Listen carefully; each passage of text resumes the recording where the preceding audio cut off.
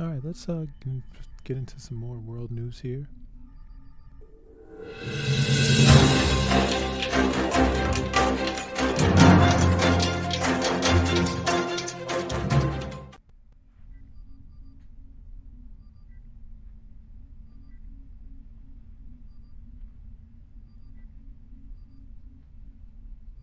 Yeah, so this is a Turkish news site, and the headline for this article: Azerbaijan sues Armenia for destroying environment in Karabakh. It reads, Azerbaijan filed a lawsuit against Armenia under the scope of the Berne Convention over the country's extensive destruction of the environment and wildlife through its 3-decade occupation of the Karabakh region. The foreign minister said Baku has collected evidence of Yerevan's environmental destruction in Karabakh, internationally recognized as the territory of Azerbaijan, adding that severe harm was caused to the area's nature and biodiversity. Armenia's widespread deforestation, unsustainable logging, and pollution through significant construction and mining in areas that were protected nature reserves prior to occupation has put over 500 wildlife species at risk in Azerbaijan, the statement said. It added that there's visual evidence revealing the scale of deforestation in the region, including the destruction of habitats to build the Demirli 1 copper molybdenum mine, the Galacha hydropower plant in Lachin, and the Chardagli coal mine. Armenia's actions have also caused extraordinary levels of river pollution, the ministry claimed. In keeping with the United Nations Decade on Ecosystem Restoration, Azerbaijan calls on the international community to condemn Armenia's appalling destruction during the occupation of one of the world's most rich and biodiverse ecosystems. Within the framework of arbitration, Azerbaijan demands Armenia cease all ongoing violations of the Berne Convention and pay full reparation for its environmental destruction in the formerly occupied territories, read the statement. Relations between Armenia and Azerbaijan have been tense since 1991, when the Armenian military occupied Nagorno-Karabakh, a territory internationally recognized as part of Azerbaijan, and 7 adjacent regions. And in the fall of 2020, during 44 days of heavy fighting, Azerbaijan liberated a significant part of Karabakh, and a Russian-brokered peace agreement was subsequently signed. Tensions are said to have ignited again because of protests by Azerbaijani environmental activists on the Lachin road connecting Karabakh to Armenia. Yerevan has called on Russian peacekeepers deployed in the region to monitor the peace deal, while also claiming that the road's blocked by demonstrations, something Baku denies. Homes and forests were also set ablaze by illegally settled Armenians as they left for the Lachin region following Azerbaijan's victory. Despite successive warnings not to burn their homes or harm their environment, images have been circulated on social media showing some Armenians burning their houses and nearby forests. Footage showed Armenians setting fire to their homes in the city of Lachin and nearby villages of Zabu and Sus, along with the surrounding forest land. So yeah, there we have it. And this article is in a lot of ways related to something we spoke about yesterday in episode 1 of TR News. There was an article from an Azerbaijani source that quoted part of the tripartite treaty here. And again, this is a statement by the President of the Republic of Azerbaijan, Prime Minister of the Republic of Armenia, and President of the Russian Federation. Particularly, there's a point 6 that says that the Republic of Azerbaijan shall guarantee the security of persons, vehicles, and cargo moving along the Lachin corridor in both directions. And it's not really clear where that's coming from. The only real presence there are the eco-activists, right? So the question is, what is the level of presence that Azerbaijan should have here at the Lachin corridor, right? Should they be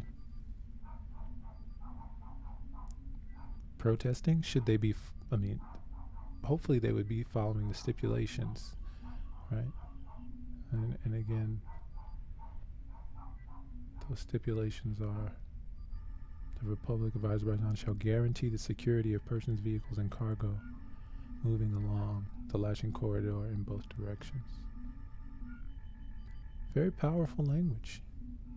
All right, we think about, and these are Russian sent Red Cross, and these are military vehicles.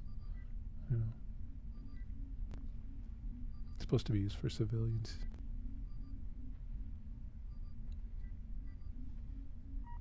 Let's listen in.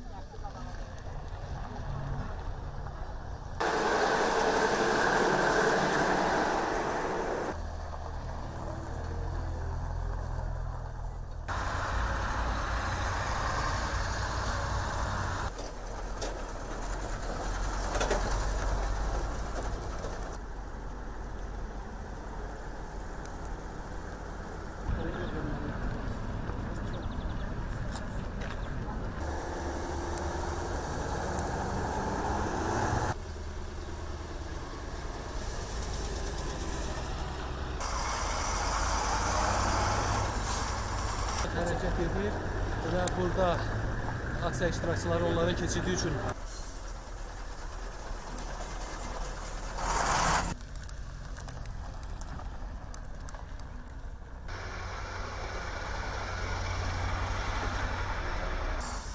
Definitely says Russian army there, right?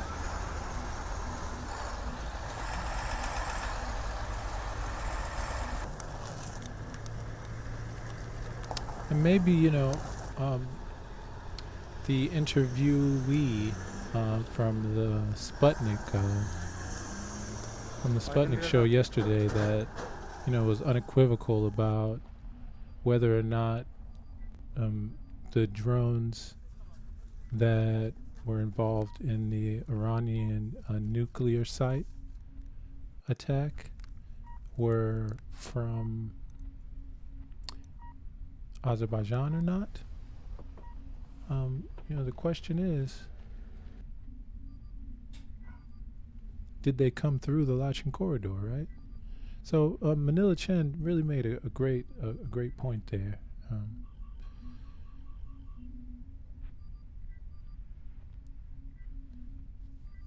Now you can check episode 1 of that for more detail. And this is something I want to take a bit of time to listen to and unpack. This is Adnan Hussein of Re Azerbaijan. He's the founder of Re Azerbaijan, and he is also an eco-activist in Azerbaijan. So let's hear, his impression of the situation. Is this a reaction to the claim that Armenians are starving and feeling as if their supplies are lacking? And maybe we can pull this up a little later. I've seen, there's a report of 40 something days in a row of these trucks that we just saw B-roll of coming through this corridor just over and over again, right? And these trucks don't, they don't look like food trucks.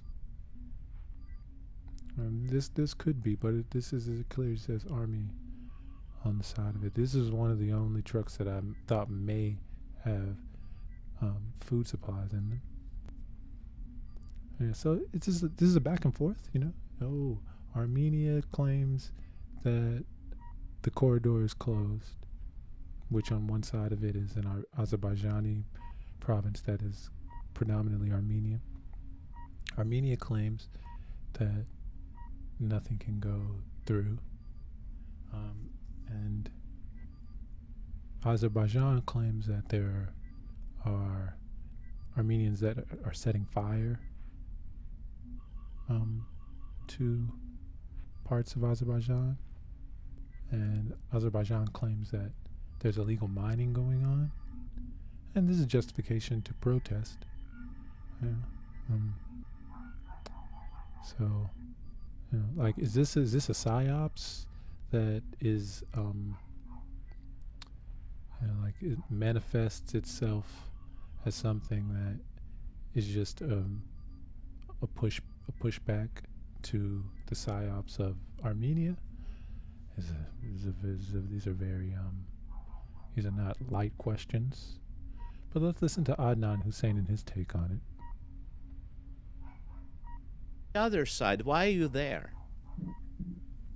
Well, first of all, there is no starvation. There are no cases of someone dying from starvation. The road is not closed. We see on a daily basis tens of vehicles, both of the Russian peacekeeping forces and the International Red Cross Committee, moving freely in both directions. We see that the supplies, both food and medicine, are being delivered through the Lachin road to Karabakh. Forgive me for 1 second. I'm sorry I'm interrupting. I understand you're at a linguistic disadvantage, and I'm trying not to interrupt your train of thought. But how do you know what is being transported? It's not like you or any Azerbaijani is looking inside those Russian peacekeepers' trucks. How do you know what is being transported? Whether it's food, whether it's medicine, how much of it? I mean, do they tell you?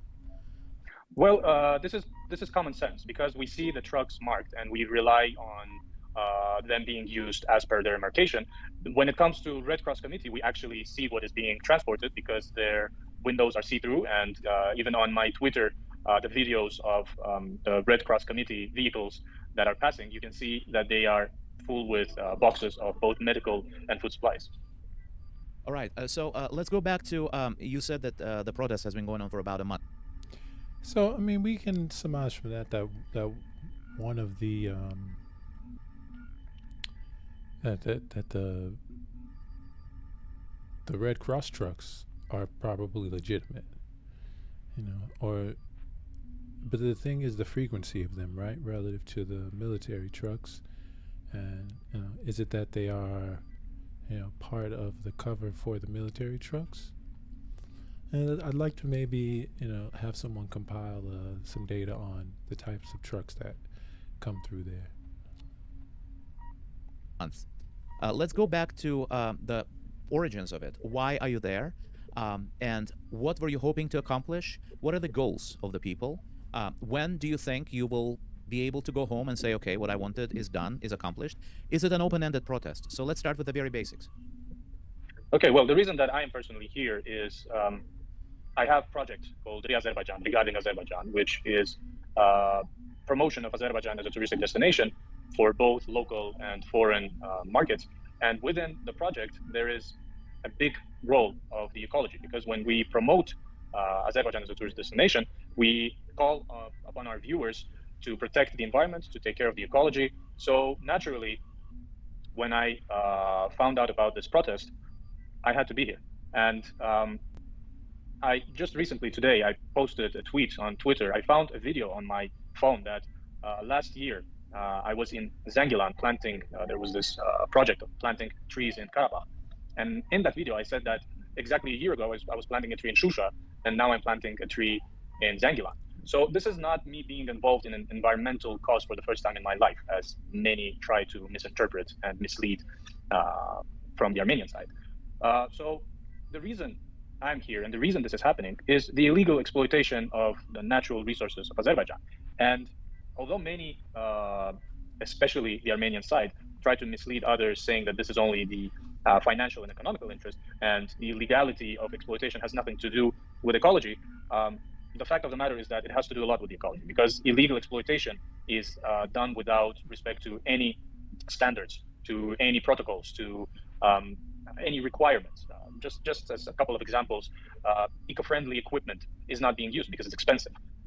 The wastes are not being utilized properly because utilizing it is also expensive. The site is not being given any break for the natural processes to rehabilitate the site. So all of this is done by the principle of to get as much as possible, as quickly as possible, because they know that their time is limited. So the reason that this is all happening is that we are, and when I say we, I mean participants of the protest supporting the ecological activists and ecologists themselves, specialists who wanted in the first place to hold the needed monitoring of the sites where the Russian peacekeeping forces are temporarily stationed. We are being refused of that. So our demand is to grant us that monitoring, for us to be able, for the ecologists and for the specialists, to be able to visit the site and to hold the needed monitoring to assess what has been done, what's the ecological damage that has been done to our ecology, so that we know exactly what we are dealing with, how to heal it, and how to move forward from there. You know, the argument that I often hear from the other side, and the argument that I actually would also repeat, is that, let's say, what's going on in Karabakh is not the only site in Azerbaijan where the attention of the environmentalists, like yourself, and I'm seeing Amin Mamedov also on your Twitter, is someone who has spoken on this subject in Russian before a couple of weeks ago. My question is, this is probably not the only site where the environmental disaster is happening. I mean, it's happening very close to Baku, where I believe you live and where I used to live. There are lots and lots of brownfields, so-called, polluted areas. Why would so much environmental, the attention of the environmentalists be focused on Karabakh right now? Because Armenians are saying that the environment is only a pretext, that Azerbaijan is doing something different, something far more sinister, far worse than what it says it's doing. Well, if the question is regarding other problems that we have with the ecology in Azerbaijan, of course we do that. We do have them. And I'd say that we live in the 21st century. Today, the social media is a pretty powerful tool. And I've witnessed myself a number of cases where ecological matters, ecological problems regarding trees, regarding pollution, they were raised by the users, by the local community in social media, and they were dealt with. It was not like they were ignored. So ecological problems and actually addressing them, it's not something that is being done in Azerbaijan for the first time. Me personally, I remember sharing and supporting social media statuses and publications which called for illegal cut downs of trees in particular construction sites.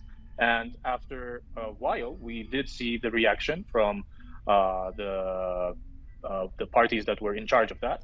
We saw the reaction, and we've seen the positive effect of raising such concerns. So today, raising concerns, it's not all about only coming out and protesting. And regarding this situation, even before the 2020 Second Karabakh War, these concerns were spoken about. This is not something that Azerbaijan all of a sudden, out of the blue, decided to take care of.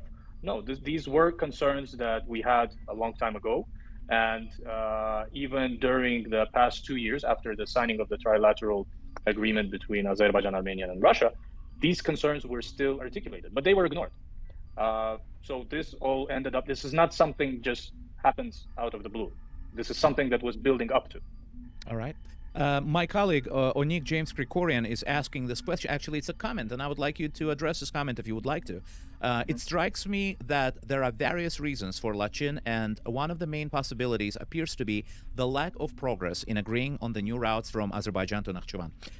I would like you to, sort of address that. Is one related to the other? We have one road, extraterritorial road until now, where Azerbaijan doesn't really exert its control over what's going in or out. And we have a promise of another road similar to that, where the Russian FSB, the Russian Security Service, was supposed to check all the cargo and persons traveling, but that road did not materialize. So all in all, I'm just retelling this for those who live outside the area and don't know the details. So is one related to the other, Adnan? In your mind, in the mind of people who joined you in the protest, if there was a road through Zangezur, would the protest be happening today? Well, this has nothing to do, in my personal opinion, has nothing to do with the protest that is going on right now. And I believe that even if that road did exist, it would not magically just take care of the environmental and ecological problem that we are trying to address right now. So I believe that this protest and the ecologists and the ecological activists, and in general, people who care about the environment like myself, would keep on raising this topic. To talk about the access to Nakhchivan, I'm not a politician, but as an Azerbaijani, as a citizen of Azerbaijan, I think it's more than fair to have access to Nakhchivan for Azerbaijanis. And besides being fair, and besides my opinion as a citizen, strictly from the economic point of view for the entire region, not only for Azerbaijan, but also for other countries of the region, this makes perfect sense. All right. I would like to go back for a second, and I'm sorry, I'm not trying to confuse you by jumping back and forth from topic to topic. But you said earlier that there are trucks that are going through ICRC, International Red Cross Committee, International Committee of the Red Cross, and the Russian peacekeeping force. They're going through and they're carrying medicines, as you said, and food. And I've seen some videos on, I believe, on your timeline on Twitter, and also some other Azerbaijanis are sharing those videos, and I see them a lot, with trucks going through and protesters moving to the side of the road. My question is, if the trucks are allowed to go through, why are you standing on that road? I mean, what are you not allowing to go through? It's not like you can. Are ethnic Armenians allowed to go through? Are foreign citizens coming in and out are allowed to go through? Would foreign journalists be allowed to go through? In other words, who or what are you preventing from going in either direction? Well, first of all, foreign citizens and foreign journalists are here right now, and foreign citizens to come to Azerbaijan, and Karabakh is Azerbaijan, they need permission. They need from Azerbaijan to be able to enter Karabakh. And regarding where the protest is taking place, and your question about when the protesters are moving aside from the road, well, the protest is happening on the road, and this is just natural for people to stand there because that is the site, that is the place for the protest. So when a vehicle is approaching, it's not going to be driving over the protesters. The protesters are moving away when they see a vehicle approaching, and then they come back to the site where the protest is taking place. We have the evidence. No one can dispute the evidence. We heard the evidence. We saw the evidence. Yeah, we see it, right? We see what's happening. And again, we see what's happening, right? And I'm going to be honest. The reason that this is, I'm always honest, but the reason that this is something that really caught my eye was because, I mean, and you can see it with Hussein, with Adnan Hussein. This is not his priority. His priority is not eco-activism. You know, I know eco-activists. He's not an eco-activist in that sense, but I'm sure he is a Republican, right? And for the language,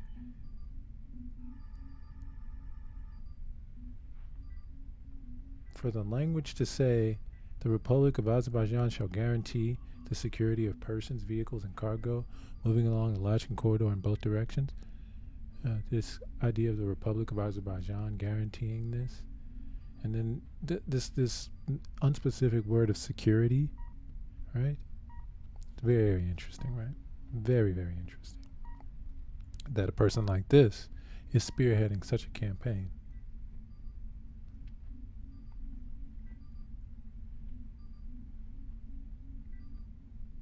A little bit of cult of personality there.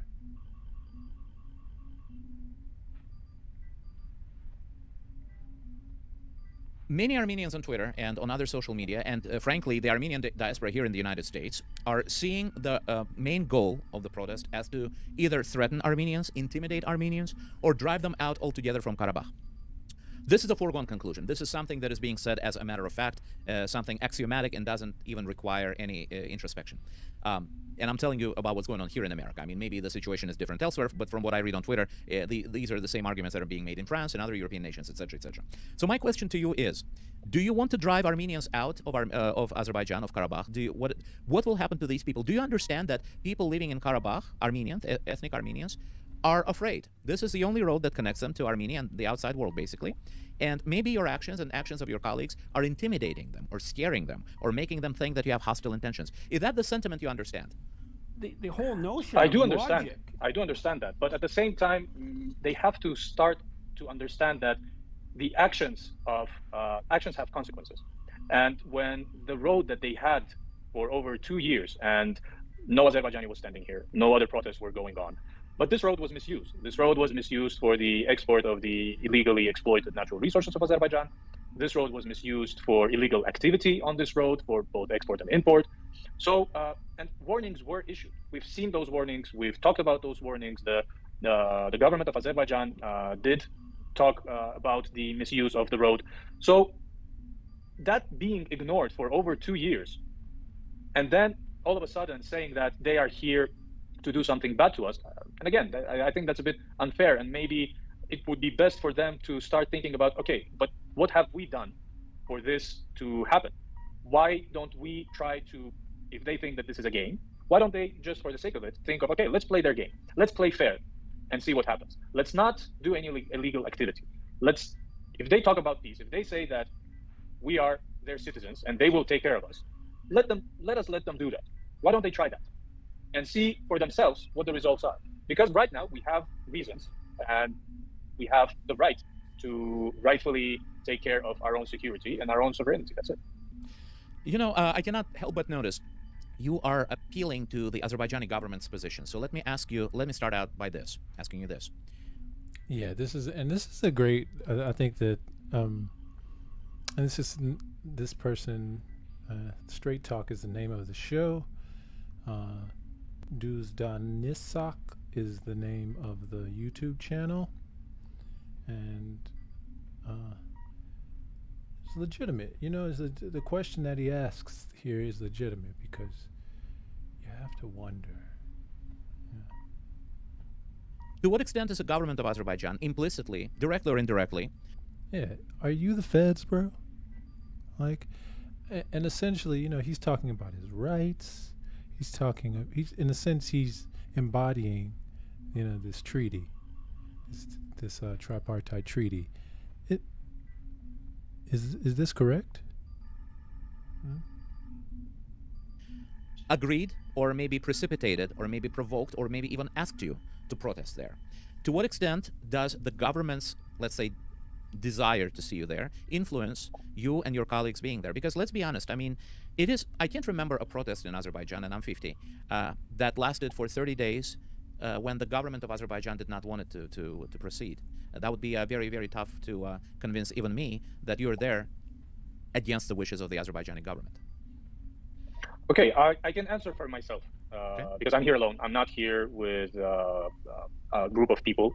I was not called here by the government. I have not been contacted by the government regarding me being here. I've been giving interviews to foreign media. You've seen my Twitter. I've been posting tweets, videos, and information from the ground on a daily basis that I've been here. And I haven't been contacted by the government. So I do receive a lot of comments, especially from the Armenian side, that I am funded and invited journalists by the government to be here, to participate in this protest, which is not. I'm not a journalist. Again, I have a project which keeps the ecological and the environmental issues very prioritized. I have my personal position regarding both the environment of my country and the security of my country, because security of my country is security of my family. I'm here to provide security for my family in the first place, for my child in the first place. And again, my personal experience of being here, I have not been contacted or in any way felt the government presence in my experience here. Okay, but from what I understand, if I fly from the United States and come to Baku, and if I'm not detained at the airport and want to come and join you in Shusha, my friend Adnan Hussein that I met today, and wanted to come join you, I will not be allowed because I have to have a special permission, right? I mean, to go all the way to Shusha, or are all citizens allowed to go to Shusha and come within like 2 meters of the Russian peacekeepers? The situation, that's a very valid question, and I'll happily answer. The situation about visiting not only Shusha, but the entire parts of Azerbaijan that were deoccupied in 2020, the reason as to why there is control over that is for security of the people, because these territories are very heavily mined. And I remember coming here first time, I had to go through Anama. Yeah, again, going back to that language, right? That the Republic will provide the security. Yeah. And at this day and age, right? Especially when you think about Azerbaijan in reference to Iran and how the leaders of Iran are Azeri, right?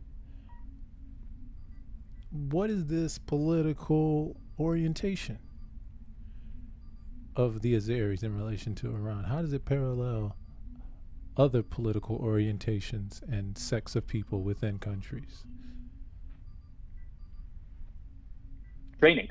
And that is the anti-landmine agency, right? The Azerbaijani state anti-landmine agency. Okay. Yes. Yeah.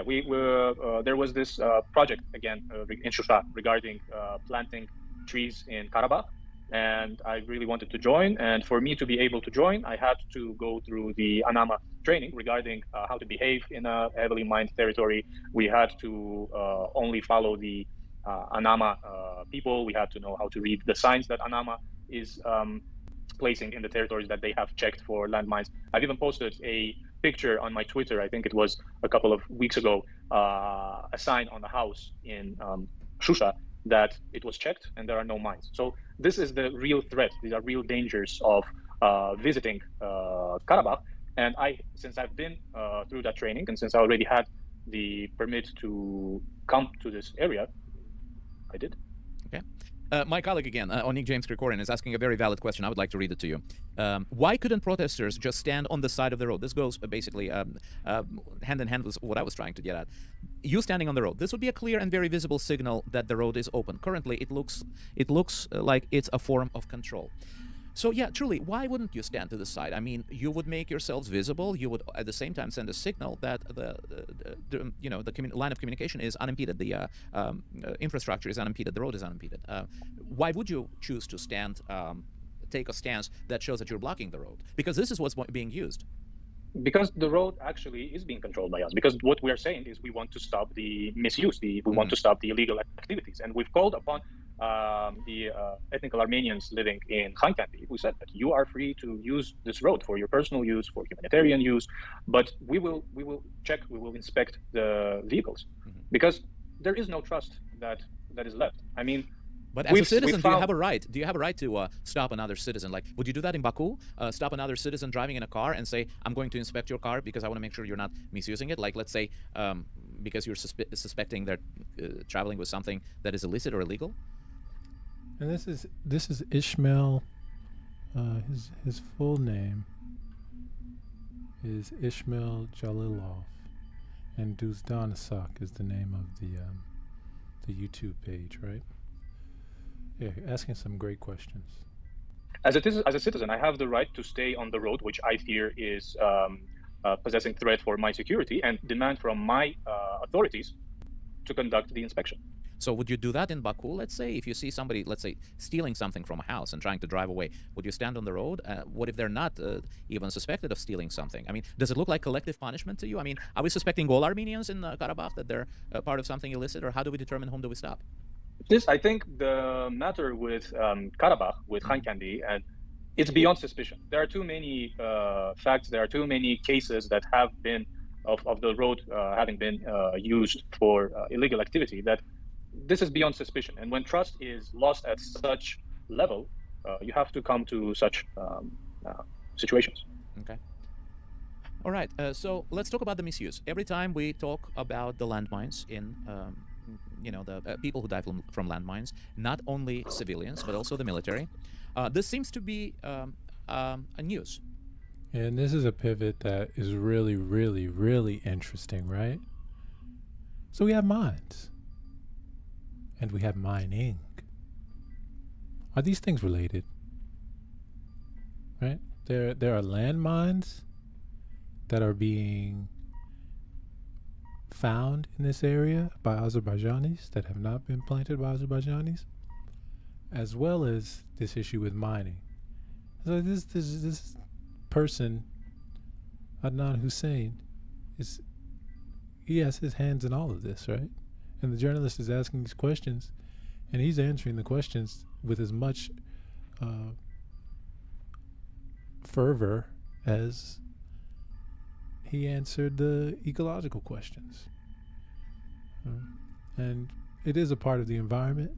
I understand that, you know. In fact, the name of his I forget what he said. It was Azerbaijan, but the idea that, you know, there's restoration Azerbaijan, right? So, you know, those two things fall under that umbrella. So I can respect that, but knowing him first as an eco-activist, and being, you know, spending the first 20 minutes of the interview speaking about that, and then pivoting to mines and using the same language. It's the same language with different meanings. So this is a very, this has a lot of layers to it that are not easily perceptible with just a general glance. And this is respectable in that sense. To the other side of the conflict. The Armenians of Karabakh that I can communicate with on Twitter are denying any complicity. Armenians in Armenia are saying we're hearing it for the first time. What sort of, and Anama you mentioned, I would really, you know, as an aside, I would really like to speak to the representatives of Anama in whatever language they're prepared to give an interview to a foreign audience, be it Russian or be it English, that's fine. But what kind of proof do we have? How would you stop the landmines? You know, how do you know? Let me ask you this: how do you know that the Russian peacekeepers in their big trucks are not transporting landmines? I'm not accusing them, but I'm just being a devil's advocate. They could bring a whole bunch of landmines in those trucks in containers marked food or medicine or whatever. You don't have X-ray vision. You don't know what's inside. Well, we haven't known it before either, but as time passes, we did find new mines that were produced in 2021 in Armenia on the territory of Azerbaijan. So if this continues to happen, and right now we are here, so if we find more mines that are newly planted, well, we'll know that too. There has not been an explosion of a landmine in a month since you've been blocking the road. Is that correct? There has been. There has been. So does it mean that the protest is not working, or what does it mean? No, it means that it was a no, because not all mines, not the entire region is cleared of mines. It was not in Shusha. The entire region is heavily mined, and if I'm not mistaken, it's expected to take about 10 years to get rid of those mines completely. You know, it's been a month that you and some others. How long have you personally been there? I'm curious. From the first day. I did go back to Baku one time for personal matters and came back, but I was here from the first I apologize. I think you've mentioned that, and I sort of like asked it again. I'm curious, who is feeding you? Who is bringing you food? Do you pay for it yourself? What about others who are there? Are they being fed by somebody? Is it charity? Is it the government? Who is? Where do you sleep? I mean, who's paying for the hotels? We have here the non-government organizations. We have the people who are participating here. The food is coming 3 times a day. There are snacks in between, and my understanding is that the organizations who are here, who are participating, they are taking care of it. Okay, I'm sorry, I was distracted by a comment coming from an Armenian. Azeri terrorists will be in jail soon. Well, great. I'm laughing at it. You know, and as doublespeak, this concept of the NGO, I had to search really quickly, but I'm pretty, you know, I've known that for a while. And NGOs, they can receive funding from governments and still be called NGOs, right? So he's saying the NGOs are there. I mean, the government is in that. You know, if it was just an association, you wouldn't have to say it's a non-governmental association. And so are you. And incidentally, let me tell the audience a story of how you and I met on Twitter. Somebody with an Armenian last name apparently I believe an American Armenian, was attacking either you or me, and that's basically how we started communicating, which is very serendipitous because I did find you and I did invite you here. So I'm very sad that I'm reading this kind of language even on my channel. What sort of message does it send to you? You know, when those people are calling you, and I don't mean all Armenians by saying those people, the people that are attacking you, calling you a terrorist, what does it make you feel? Are you likely to stand there even longer? I'm just curious. In all honesty, it makes me feel sorry for innocent Armenians that have to suffer because of such rhetoric of the Armenian diaspora, of Armenian extremists, of separatists. This actually, in the first place, does make me feel sorry for them because it is people like them who are lying, who are falsificating the facts, who are bending all the truths. I mean, again, I told you earlier during our conversation now that I've been called funded journalist, which both I'm not. So you see sometimes people commenting on other people, and you know it's not true, but it's still not happening to you. But then it happens to you, and you feel it on yourself. So yeah, it does of course irritate. Of course, it does get on your nerves when that happens constantly. And but these people and these comments, they should not matter because this will not help us come to peace. These people are clearly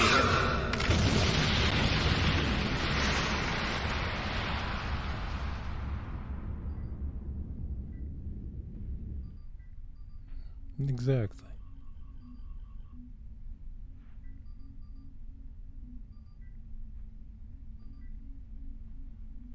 So I choose to stay focused on those who are ready for a peaceful dialogue, for at least a mutually respected dialogue.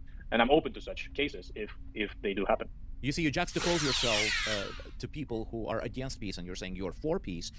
But do you see the difficulty with which they would believe you? Because what they're saying, maybe not in very fortunate, maybe they're using unfortunate language, but what they're saying is what you're doing should be subject to an investigation by the international court. Do you really think you're doing something that is worthy of international court? I mean, if you're saying you're for peace, you're blocking the road for whatever reasons, and these people are saying that you're basically condemning the people of Karabakh, the ethnic Armenians, to starvation. Do you feel like you're doing something that should be considered by the international court?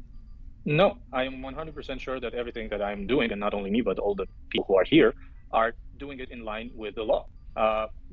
We're not blocking the road. If we are saying that it is open upon inspection, this is not blocking the road. This is controlling the road.